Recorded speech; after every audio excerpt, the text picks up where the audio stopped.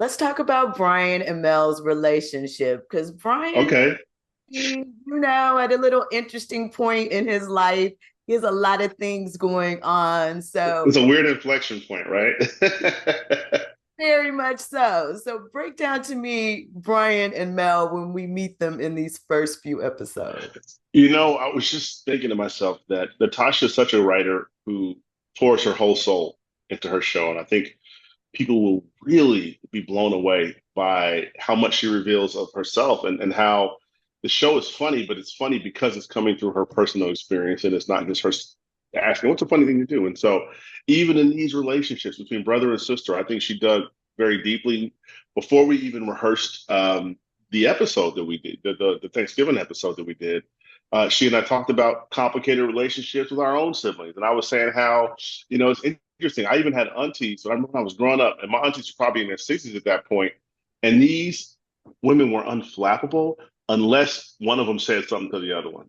And then it was like World War III. And I'm like, that's so real about family. It's like you could be the most cool person in the world, but there's somebody in your family who can get under your skin in a way that will make you lose all sense of compunction. And that is who Brian, and that's who they are for each other. They're just like, they know how to get under each other's skin. They've been picking on each other since they were kids. And in some ways, this episode is like this moment where they can finally dig a little bit into why they haven't been just better to each other this whole time. But it comes from such a real place. And I do think for many people, it's going to be very visceral to see that relationship. I agree. So, you mentioned Natasha and how she pours her soul into this and Hmm. was creator, executive producer, all the things Hmm. that experience. You created Sherman Showcase and things of that. Yeah. Type of conversations did you guys have about this process and walking through it? And, Yeah. I think, look, she's a total pro. So there's certainly, there was nothing on the professional side hey, she couldn't school me about. But I do think that one thing I liked that I saw her doing is that she's really savoring this moment. And I think that's so crucial. I think sometimes, even in my own shows, I'm so busy trying to make sure that the show is perfect in my own head, or at least as perfect as I want to get it, that I never really took a step back and just like enjoyed.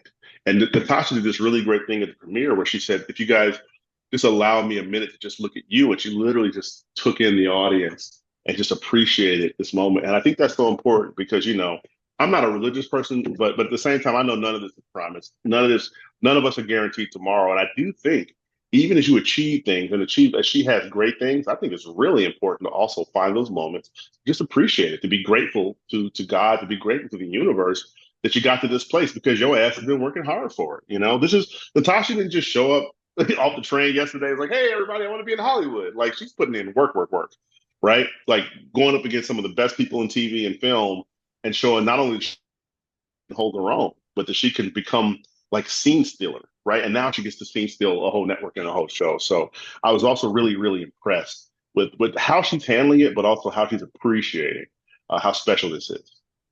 So I love that you have those props for her and give her that. Mm-hmm. Well, I appreciate that. Um, Hey, she's speaking, good. speaking of scene stealers, what is that like going toe to toe with someone who is a scene stealer and Oh you man.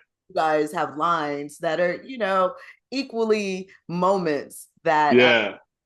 if the um sort of the vibe that we're going through. Hey, look, I'm certainly not trying to ever unduly big myself up, but I will say, I've put in my 10,000 hours in comedy and TV and film. I've done a lot of work, and I've done a lot of work that I'm proud of. Natasha obviously is a genius. For me, humbly, it kind of felt like I was like, hey, this is kind of like John Coltrane playing with Miles Davis a little bit, right? Like, yeah, let's go ahead and own that. Let's own that analogy. But specifically, what I think we can take from that is that I do feel like I've put a lot into it.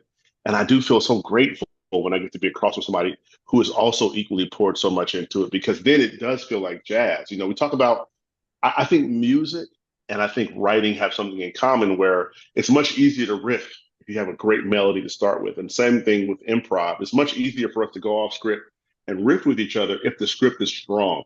So you come to Natasha's set, the script is strong. The script doesn't need any work. The script doesn't need any improv. but then you still find little places to add a little bit of humanity, a little bit of unexpected moments, and then the whole thing feels elevated. So I was like half in the scenes with her, and then half of my brain was like sometimes as a fan watching her being like, damn, she's good. Like, you got to go, hey man, you're in the scene too. Pay attention. Oh yeah, yeah, yeah. But like that happens to me sometimes when I'm really with great actors. Since I was in high school, if I'm with a really great actor, sometimes I can get lost in their work, and I think some of that. Sometimes I'm almost like trying to make sure that doesn't happen. But I also want to appreciate how good they are and be like, hey man, in some ways I'm the audience member with the best seat in the house. I'm like watching this great work super close. Like who else gets to do this? So it was a hell of a great experience.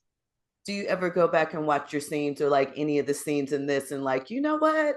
We did that. Just, a little bit of this. I sometimes like a lot of actors. I nitpick myself sometimes. So I'll be watching this scene and everybody's loving it around me. I'm like, this is all right. So I have to like look, I think the same way when we hear our own voice, sometimes it sounds weird.